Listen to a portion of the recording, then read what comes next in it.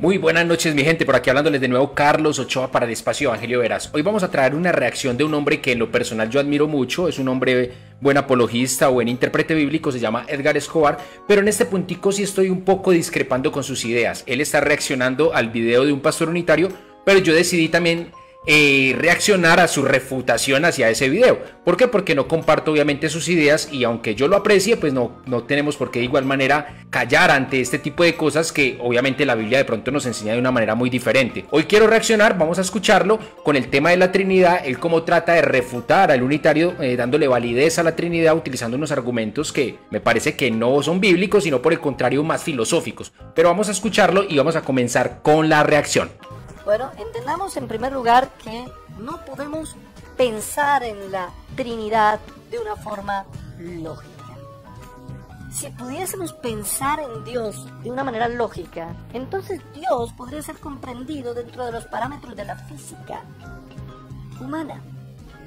Y si Dios pudiera ser comprendido dentro de los parámetros de la física humana, Dios no sería Dios. Los misterios son misterios porque van más allá de nuestros pensamientos. Ahora alguien me puede decir, bueno, usted simplemente se está excusando en un misterio para no dar explicación a algo que no tiene sentido y que no es bíblico. Pero no es así. La Biblia tiene una cantidad de argumentos a favor de la Trinidad y no podemos negarlos. Ok, yo quiero aquí entrar a mencionar de pronto las mismas palabras que le está diciendo. Usted se está escudando bajo misterios. Y yo quiero mirar aquí un punto que de pronto él tiene en contra, y no solamente él, sino todos los que de pronto defienden la doctrina bajo el concepto de misterio. Si no lo sabías muy bien, el concepto misterio nace desde prácticamente el catecismo de la Iglesia Católica, y eso aparece en el párrafo 234, y yo lo voy a leer. El misterio de la Santísima Trinidad es el misterio central de la fe y de la vida cristiana. Es el misterio de Dios en sí mismo. Punto suspensivo. Sigue hablando acerca de esto. Pero mire, como pueden ver, el catecismo, párrafo 234 del catolicismo romano nos habla de ese misterio. O sea, ese concepto de misterio, yo creo que lo adoptamos muy bien. Muchas iglesias cristianas evangélicas del catolicismo romano que lo rechazamos cuando no nos conviene, pero sí lo aceptamos cuando obviamente nos conviene para nuestras posiciones teológicas. En este aspecto debemos saber que Constantino no tiene muy buenos argumentos para mostrarse como un verdadero cristiano, y desde el Concilio de Nicea vemos que se han adoptado cantidad de cosas que realmente no son para nada cristianas. De hecho, este hombre no fue cristiano. Yo sé que van a empezar otra vez a decir, Constantino, es que nada más saben hablar de Constantino, pero es que ¿de quién más vamos a hablar si desde el 325 en el de Nicea fue que se modificaron todo este tipo de doctrinas? Un hombre que no fue cristiano, aunque muchos lo digan, fue un emperador que de hecho no fue el que acogió el cristianismo, sino el que le dio prácticamente el pare a la persecución que éste estaba teniendo. Pero tengamos muy claro que Teodosio en el 381 fue el que colocó el cristianismo como la religión oficial del imperio. Pero con Constantino no estaba necesariamente buscando unificar la religión cristiana, estaba buscando unificar la unidad de su imperio romano, la unidad de todo su gobierno, y esos eran sus intereses obviamente por medio de la religión. Si lo dudan mucho, tengamos claro, Constantino no fue cristiano. ¿Y por qué lo digo? Porque mandó a matar a su esposa, mandó a matar a su primogénito porque simplemente este no quiso obedecer unas órdenes acerca de expandir el cristianismo, mandó a matar a su sobrino y nunca se bautizó en el cristianismo sino hasta ya estando en el lecho de muerte. ¿Y saben qué fue lo peor de todo? Que se bautizó nada más y nada menos bajo la autoridad de Eusebio de Nicomedia. ¿Quién era Eusebio de Nicomedia? Eusebio de Nicomedia era nada más y nada menos que un obispo arriano. Muchos dirán, ¿y qué es eso? ¿Y con qué se come? Los arrianos nada más y nada menos son aquellos que niegan la divinidad de Jesús. En otras palabras, de ellos se desprenden hoy en día los testigos de Jehová. Entonces vemos que este hombre ni aún en su lecho de muerte demostró un genuino arrepentimiento, asesinando a su núcleo familiar inmediato y aparte de eso teniendo un bautismo totalmente pagano. Vemos que hasta el momento mi hermano Edgar, que en lo personal lo admiro, pero en este punto repito y reitero, difiero con él, no ha utilizado argumentos bíblicos ni los va a utilizar referentes a este mismo tema. Yo sí quiero mencionar realmente qué dice la Biblia referente a esto. Son misterios. Y en cambio la Biblia, en cuanto a la identidad de Dios, no menciona un solo texto como misterio. Que me muestre un solo versículo donde la Biblia muestre en cuanto a la identidad de Dios como misterio textual y literalmente. No aparece. La única parte donde aparece, párrafo 234 del Catecismo Católico. En cambio, la Biblia nos dice todo en cuanto a la identidad de Dios. Tenemos que tener muy claro que obviamente en el antiguo pacto Dios no se había revelado al pueblo de Israel como posteriormente se reveló ya después con la venida del Mesías. Eso sí, ahora no podemos trasladar esos pensamientos veterotestamentarios para una iglesia contemporánea y mucho menos para una iglesia después de Cristo, porque se supone que con Cristo tenemos todo el conocimiento. No sé por qué nos quieren otra vez como imponer esa inhabilidad mental para podernos acercar a un conocimiento pleno de Dios cuando Él mismo se reveló al mundo. Pero vamos a permitir que la Biblia nos hable y miremos en cuanto a la identidad si realmente es un misterio como lo dicen los trinitarios. Si miramos efectivamente en el Antiguo Testamento y leemos en el libro de Job, en el capítulo 36, versículo 26, efectivamente nos va a decir: he aquí, Dios es grande, más de lo que podemos entender. Él lo está diciendo muy claro, más de lo que nosotros podemos entender. Ahí nos sigue hablando y enseñando en el antiguo pacto acerca de lo que conocían de Dios. Vamos a ver qué nos dice en estos momentos. Éxodo capítulo 33, versículo 20. Dice: dijo también, no podrás ver mi rostro, pues no me verá el hombre y vivirá. Utilizando estos dos ejemplos, y podríamos mirar muchos más, vemos que Dios realmente no se reveló en el Antiguo Testamento aún a sus propios siervos de la manera tan evidente como lo hizo en el Nuevo Testamento. Ahora vamos a mirar qué nos dice el Nuevo Testamento referente a esto. Juan capítulo 14, versículo 9 dice: tanto tiempo he estado con vosotros y no me has conocido, Felipe. El que me ha visto a mí, ha visto al Padre. Todo lo contrario de lo que le dijo a Moisés. A Moisés le dijo: no me ha visto hombre a mí y pueda vivir. Aquí se lo está diciendo todo lo contrario a Felipe, dando a entender con esto que realmente la manifestación de Dios ha sido evidente en el nuevo pacto para con sus discípulos. La carta a los Romanos capítulo 16 versículos 25 y 26 dice: y al que puede fortaleceros según mi evangelio y la proclamación de Jesús el Mesías, según la revelación del misterio que fue guardado en silencio desde tiempos eternos. Versículo 25 lo dice muy claro, un misterio guardado, reservado en antiguos tiempos, pero continúa ahora el misterio siendo revelado en el nuevo pacto, pero que ahora, versículo 26, ha sido manifestado por medio de las escrituras proféticas. Según el mandamiento del Dios eterno, se ha dado a conocer a todas las gentes para que obedezcan la fe. Yo creo que está diciendo muy claro que había un misterio que no había sido revelado, pero ahora sí está siendo revelado en el Nuevo Testamento. Efesios capítulo 3 versículos 2 al 9 dice de la siguiente manera: si es que oísteis acerca de la administración de la gracia que Dios me fue encomendada para vosotros, conforme a una revelación me fue dado a conocer el misterio, dice Pablo, como antes escribí brevemente, leyendo lo cual podéis percibir mi entendimiento en el misterio del Mesías. Oiga, en el misterio del Mesías, que no se dio a conocer a los hijos de los hombres en otras generaciones, como ahora fue revelado a sus santos apóstoles y profetas por el Espíritu, que los gentiles son coherederos y miembros del cuerpo de Cristo y copartícipes de la promesa en Jesús el Mesías por medio del Evangelio. O sea, el Evangelio manifiesta ese misterio que estaba siendo oculto y que ya ahora es revelado, que es la misma identidad de Dios. Lo dice muy claro, del cual, versículo 7, fui hecho ministro según el don de la gracia de Dios que me fue dada conforme a la eficacia de su poder. A mí, que soy menos que el más pequeño de todos los santos, me fue dada esta gracia de proclamar a los gentiles el evangelio de la inescrutable riqueza del Mesías y de sacar a la luz cuál es la dispensación, o sea, el tiempo del misterio escondido desde los siglos en Dios, que creó todas las cosas. En otras palabras, le está diciendo el apóstol que Dios lo puso por administrador de esos misterios para darlos a enseñar, a manifestar en este tiempo por medio del evangelio. Yo creo que la Biblia nos está hablando muy clara, pero sigamos leyendo, sigamos dando Biblia a simplemente argumentos filosóficos. Así dice la primera carta a los Corintios capítulo 2 versículos 7 al 11, dice: sino que hablábamos sabiduría de Dios en misterio, la cual ha sido escondida, la cual Dios predestinó antes de los siglos para nuestra gloria. Podemos ver, y sigue aclarando la Biblia, fue escondida, pero Dios las predestinó desde antes para nuestra gloria, o sea, para nuestro tiempo, la cual ninguno de los gobernantes de este mundo conoció, hablando en pasado, porque si la hubieran conocido, nunca habrían crucificado al Señor de la gloria. Antes bien, como está escrito, cosas que ojo no vio, ni oído yo, ni han subido al corazón del hombre, son las que Dios preparó para los que lo aman. Versículo 10.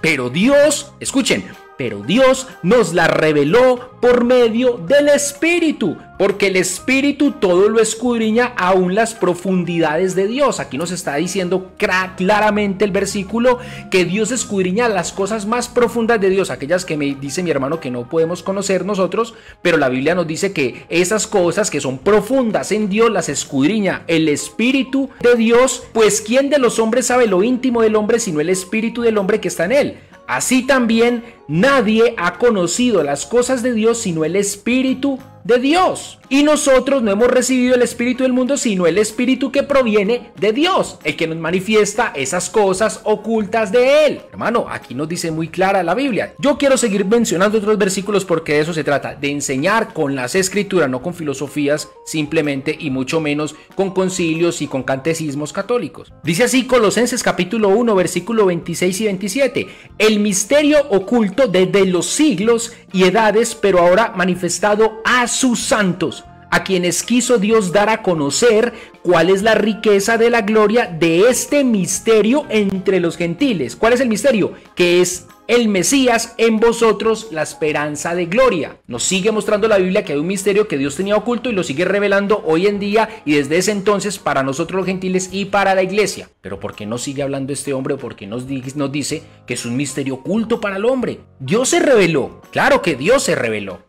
Ahí mismo en Colosenses capítulo 2 versículo 2 dice, para que sean consolados sus corazones unidos en amor hasta alcanzar toda la riqueza de, escuchen, de la plena certidumbre de entendimiento a fin de conocer, póngalo en mayúscula y con negrita, completamente el misterio de Dios.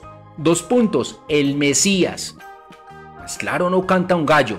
Pero sigamos dando dosis bíblica. Dice así Primera de Timoteo capítulo 3 versículo 9. Presten atención que esto es muy importante. Que mantengan el misterio de la fe con limpia conciencia. En ese mismo contexto más adelante, en el versículo 16, unos cuantos versículos adelante, nos dice cuál es ese misterio de la fe. Y lo dice muy claro el famoso 3:16 de Primera Timoteo. Que indiscutiblemente grande es el misterio de la piedad. Dios fue manifestado en carne, justificado en el Espíritu, visto por los ángeles, etc, etc. Vemos que el misterio es que Dios se manifestó en la carne. ¿Qué es manifestar? Revelar, mostrar, develar. ¿Qué más palabra podemos utilizar para decir que es que Dios ya fue revelado? Dios ya fue manifestado en carne. ¿Y quién es esa carne? Jesús. Como si fuera poco, ahí mismo como consecutivo a esa Primera de Timoteo podemos ver lo que dice a Tito en el capítulo 1, versículo 1. Dice de la siguiente manera, Pablo, un siervo de Dios y apóstol de Jesús el Mesías, conforme a la fe de los escogidos de Dios y al conocimiento pleno, no una partecita, ni la Biblia dice conocimiento parcial, ni mucho menos dice, y al conocimiento pleno de la verdad que es según la piedad. ¿Qué acabamos de leer por la piedad según 1 Timoteo 3:16? Muy fácil, la piedad es que Dios se manifestó en carne, o sea que ahí está el misterio y la develación, la revelación del misterio pleno. Más claro, reitero, no canta un gallo. Los que leemos el Antiguo Pacto o los que hemos leído el Antiguo Pacto, ¿qué mayor misterio podríamos encontrar en ese Antiguo Pacto si no es la identidad oculta de Dios? Nada. Como la identidad oculta de Dios en el Antiguo Pacto, no hay ningún misterio superior. Las cosas cambian ya en el Nuevo. Ahora, ¿no será que ese misterio del Antiguo Pacto, que es el mayor misterio, es del misterio que nos vienen hablando los apóstoles ahora en el Nuevo Pacto? Pues claro que sí, y lo acabamos de leer muy claro y muy evidente. Pero sigamos escuchando. Ahora alguien me puede decir, bueno, usted simplemente se está excusando en un misterio para no dar explicación a algo que no tiene sentido y que no es bíblico. Pero no es así. La Biblia tiene una cantidad de argumentos a favor de la Trinidad y no podemos negarlos. Simplemente que no podemos tampoco entenderlos. La Biblia tiene cantidad de argumentos a favor de la Trinidad. Oiga, y no podemos negarlos, pero tampoco podemos entenderlos. Mejor dicho, de vuelta al tiempo del oscurantismo, del imperio, donde nos obligan a creer, donde usted simplemente tiene que creer sin pensar. Si todos aquellos que cuestionamos de pronto este tipo de doctrinas que son muy poco claras, por no decir nada claras, nos van a llamar herejes, entonces, ¿qué podríamos decir de los de Berea cuando Pablo los mencionaba en Hechos de los Apóstoles capítulo 17 versículo 11? Que de hecho en el original no dice, como dice la Reina Valera, que eran más nobles. En el original dice, eran de mente más abierta. Y eso es lo que nos invita la Biblia, a cuestionar, a no tragar de lleno. Pero aquí está simplemente él diciendo que son cosas que no solo no podemos entenderlas, sino que no podemos negarlas. A ver, que alguien me explique eso. Usted cómo no puede entender algo y a la par de no entenderlo no tiene que negarlo. Pero aquí el tema de hipóstasis, de upóstasis, utilizando conceptos filosóficos que hasta el momento no he visto un solo argumento bíblico. Reitero, ¿no será que por el contrario el Nuevo Testamento nos enseña de manera clara que Dios, ese Dios misterioso, ya se reveló por medio de nuestro Señor Jesucristo? Vamos a ver qué dice la Escritura. El Evangelio de Juan capítulo 1 versículo 18 dice de la siguiente manera: Escuchen, nadie ha visto jamás a Dios. Nadie. El unigénito, me gusta como dice esta versión textual, el unigénito Dios que está en el seno del Padre, Él lo reveló. Hay una parte donde dice que está, no dice estaba, para aquellos que dicen es que Jesús estaba y ya no está ya con el Padre, sino que ya está aquí en la tierra cuando los apóstoles escribieron esto o cuando estaba de pronto la iglesia primitiva. No, dice el unigénito Dios que está en el seno del Padre, hablando de la omnipresencia del mismo Dios, que no es porque Dios vino de allá del trono y se quedó el trono vacío, entonces que ya está el Padre, entonces aquí está el Hijo. No, está en todas partes porque es omnipresente y lo está diciendo muy claro. Él, ¿qué? Lo reveló. Reveló a ese Dios que nunca había visto nadie jamás. ¿Qué significa revelar? Si la palabra revelar no es suficiente para manifestar lo que todavía continúan llamando como misterio, entonces ¿qué más necesitamos? Ahora vamos a aplicar un jonrón con este texto de Primera de Juan capítulo 5 versículo 20 y 21. Dice muy claro: pero sabemos que el Hijo de Dios ha venido y nos ha dado entendimiento para que conozcamos al verdadero. Escuche. Ahí cualquiera dirá, listo, ahí se está hablando del Hijo de Dios y otro que le llaman el verdadero. Pero sigamos leyendo la palabra. Y estamos en el verdadero. El que esté leyendo la Biblia así consecutivamente con una mente sesgada dirá, bueno, entonces no estamos en el Hijo de Dios porque Él fue el que nos reveló al verdadero, pero nosotros estamos en el verdadero. Y estamos en el verdadero. En su Hijo Jesús el Mesías. Uy, ¿cómo así? O sea, Él nos reveló al verdadero y a la vez nosotros estamos en el verdadero y el verdadero es el mismo. Y estamos en el verdadero, en su Hijo Jesús el Mesías. Este es el verdadero Dios y la vida eterna. ¿Quién es el verdadero Dios? Pues Jesús el Mesías. Honrón con ese versículo. Primera de Juan capítulo 5 versículo 20. Texto totalmente contundente. Prefiero hablar con las escrituras que filosofar. Hipóstasis, personas. Vamos a seguir escuchando. No importa qué ejemplo ponga, no importa cómo quiera buscar un paralelismo, como hacen algunas, es que yo soy padre, yo soy hijo y yo también soy trabajador. No, eso no me sirve, porque resulto siendo modalista, resulto poniéndome a mí mismo en diferentes facetas, así que no me sirve. Yo no puedo decir es como el estado líquido, sólido y gaseoso, así es la Trinidad, tampoco me sirve porque al igual estoy poniendo tres modos diferentes de una misma sustancia, y aquí estamos hablando de tres personas diferentes, pero no personas en el sentido en el que nosotros entendemos las personas humanas. Tres personas diferentes. Sigue utilizando conceptos filosóficos. Ahora, yo de pronto podría darle un poco el aval a ese concepto si él pretende darle una identidad o personalidad a Dios. Bueno, hasta ahí está bien. Pero sigue forzando el concepto de Dios a través de filosofías. Hipóstasis, personas, en el griego aparece la palabra personas y es prosopón y significa simplemente como antifaz o máscara. Pero bueno, de igual manera él le acomoda esa palabra a cada una de esas identidades como de pronto lo quieren mostrar de la Trinidad y les llama y les dan el rótulo de personas y dice que son personas diferentes. Bueno, si ustedes pueden ver ahí de pronto la imagencita, dicen que Dios está en el centro y al lado está el Padre, el Hijo y el Espíritu Santo abajo, y obviamente los tres son el mismo Dios, pero paradójicamente dentro de ese triangulito invertido del dogma trinitario dice que el Padre no es el Hijo, dice que el Espíritu Santo no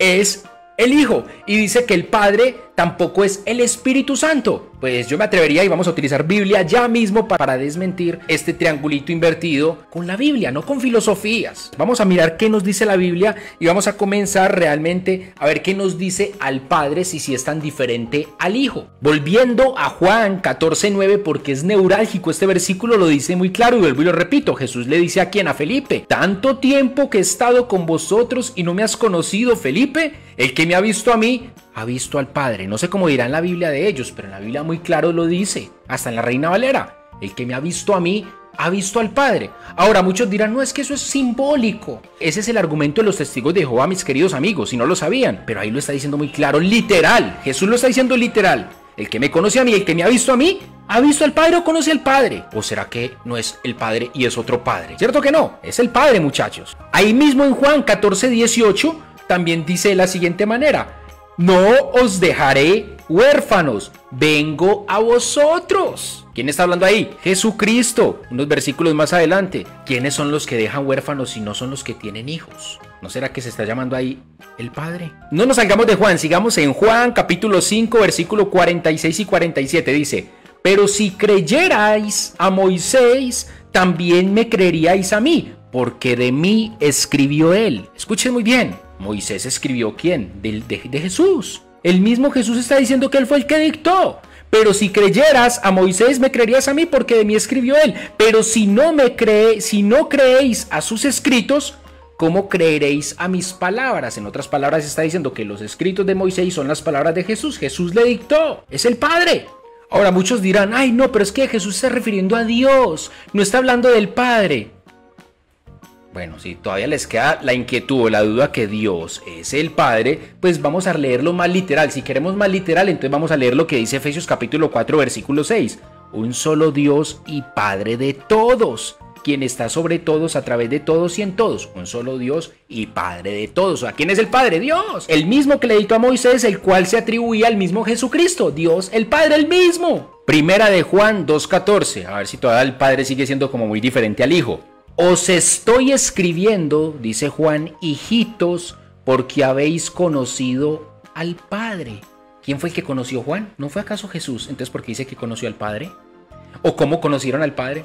¿No está refiriéndose de pronto a Jesús? Contundente, ¿no? Ahí mismo, en esa misma epístola, pero en el capítulo 3 del versículo 1 al 9, vamos a leer lo que dice de manera contundente. Dice: mirá qué clase de amor el Padre, vamos grabándonos aquí la secuencia, qué clase de amor el Padre nos ha concedido que seamos llamados hijos de Dios. Y lo somos, por esto no nos conoce el mundo, porque tampoco lo conoció a él. Siguen hablando de quién, del Padre. Amados, ahora somos hijos de Dios. Están hablando de Dios y el Padre, es el mismo. Aún no se ha manifestado lo que hemos de ser, pero sabemos que cuando Él, ¿quién? El Padre, sea manifestado, seremos semejantes a Él. ¿A quién? Al Padre, porque lo veremos tal cual es. Versículo 3, y todo el que tiene esta esperanza en Él, ¿en quién? En el Padre, se purifica a sí mismo, como Él es puro. Todo el que practica el pecado también practica la infracción de la ley, porque el pecado es la infracción de la ley. Versículo 5, y sabéis que Él fue manifestado, ¿quién? El Padre, para que cargara los pecados.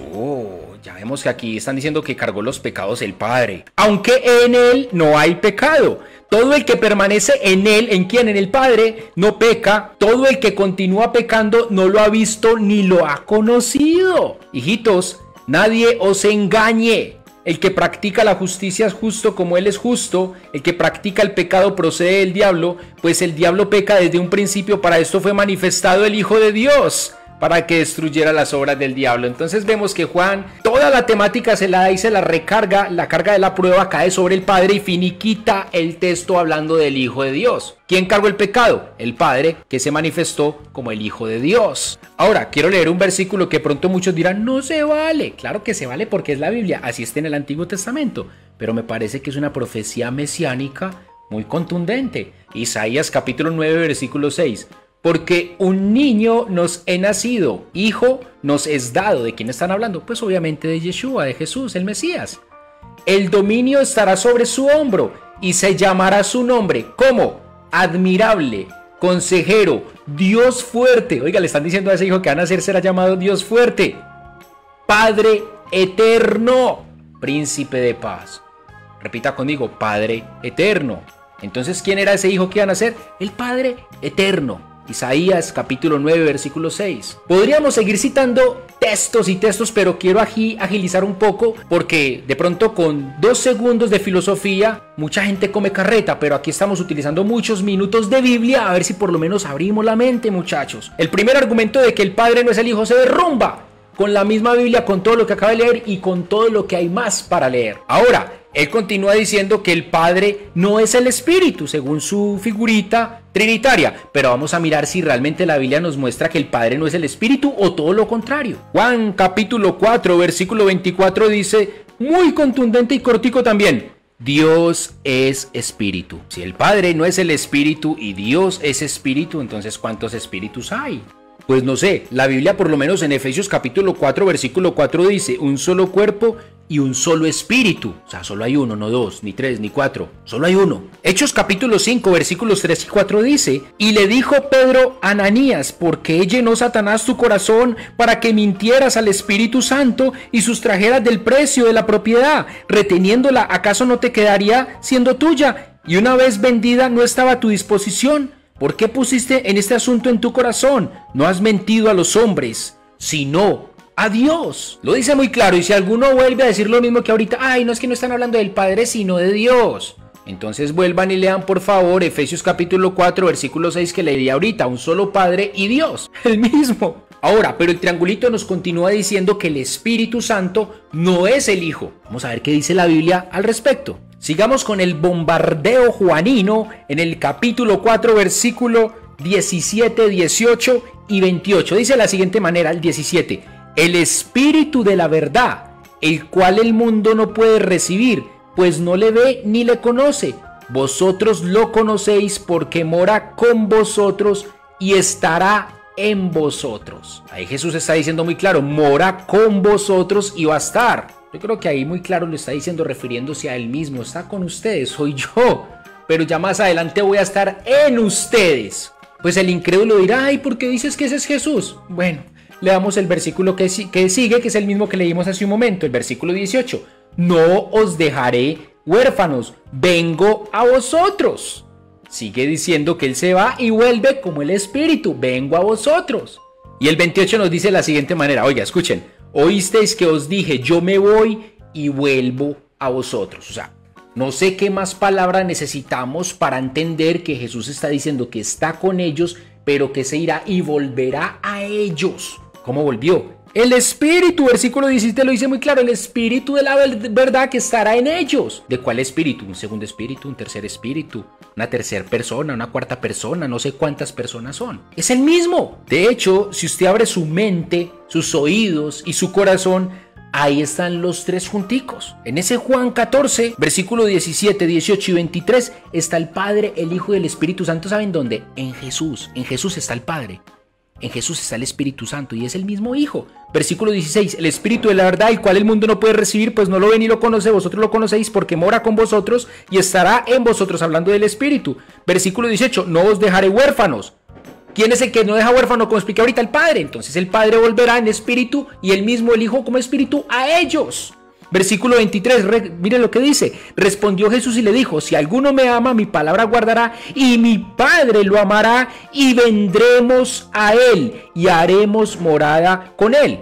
Hay muchos dirán, trinitarios, mira que ahí están hablando en plural, no están hablando en singular. O sea que van a bajar tres espíritus. Muchachos, necesitamos también sentido común. No van a bajar tres espíritus, es el mismo Espíritu en Padre, en Hijo y en Espíritu Santo. Ahí están los tres en Jesús. Ahora vamos a ver cómo el mismo Hijo de Dios asume la identidad del Espíritu. O sea, él mismo está asumiendo esa identidad y cómo él en Mateo capítulo 12, versículos 24 al 32 dice de la siguiente manera, pero los fariseos al oírlo dijeron, este no echa fuera a los demonios sino por Belcebú, príncipe de los demonios. Sabiendo los pensamientos les dijo, todo reino dividido contra sí mismo es asolado y toda la ciudad y cosa dividida contra sí misma no quedará en pie. Vamos a adelantarnos por ahí hasta el versículo 31 y 32 dice, por tanto os digo, todo pecado y blasfemia serán perdonados a los hombres, pero la blasfemia contra el Espíritu no será perdonada. Cualquiera que diga una palabra contra el Hijo del Hombre le será perdonado, pero al que hable contra el Espíritu Santo no le será perdonado ni en este siglo ni en el venidero. Ahí vemos cómo de igual manera está asumiendo la personalidad, está asumiendo la identidad del Espíritu Santo. O sea, en otras palabras, Jesús les está diciendo, es que tú no estás blasfemando contra mí ya, contra este cuerpo y ya, tú estás blasfemando es contra el Espíritu Santo. Era él. Como si fuera poco, la carta de los Romanos capítulo 8, versículo 9 y 10 dice de la siguiente manera.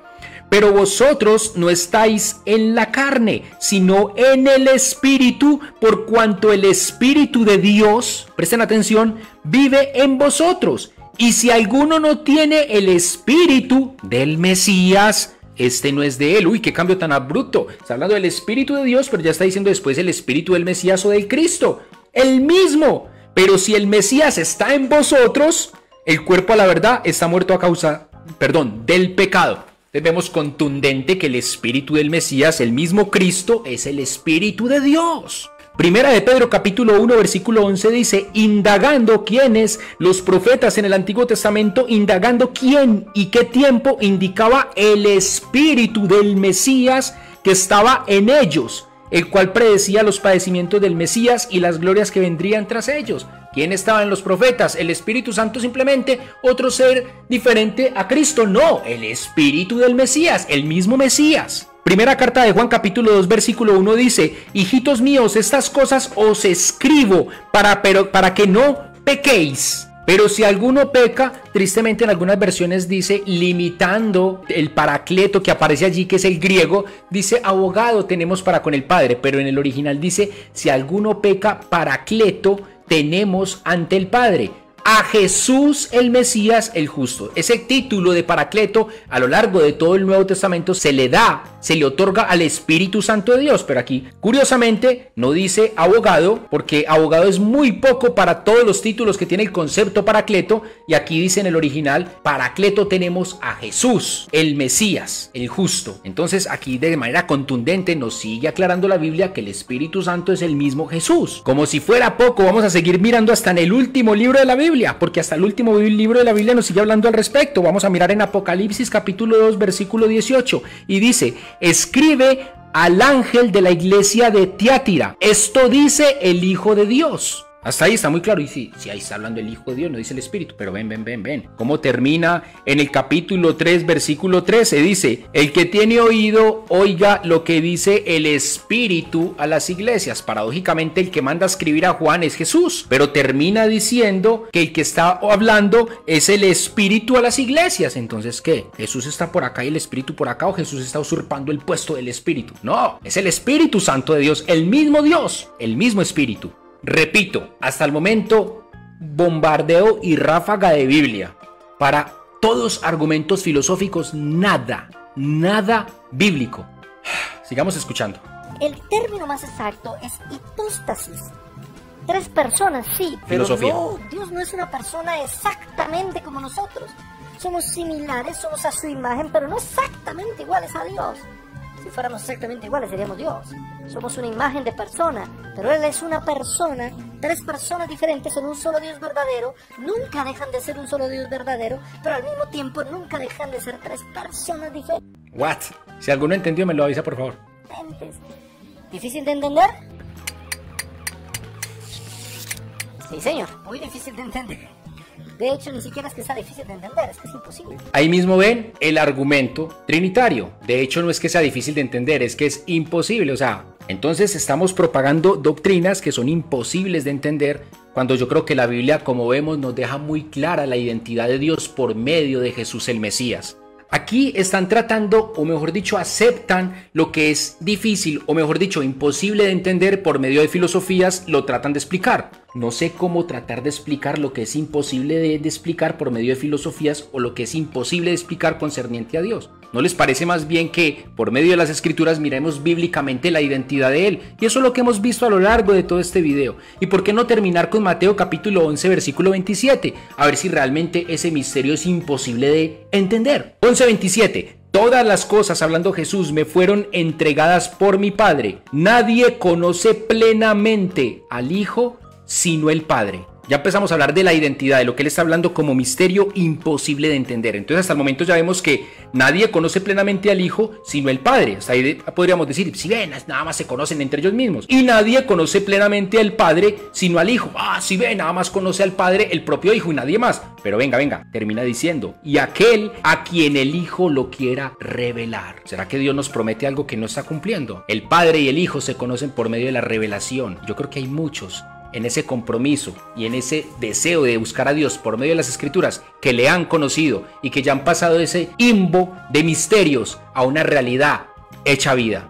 Dios les bendiga.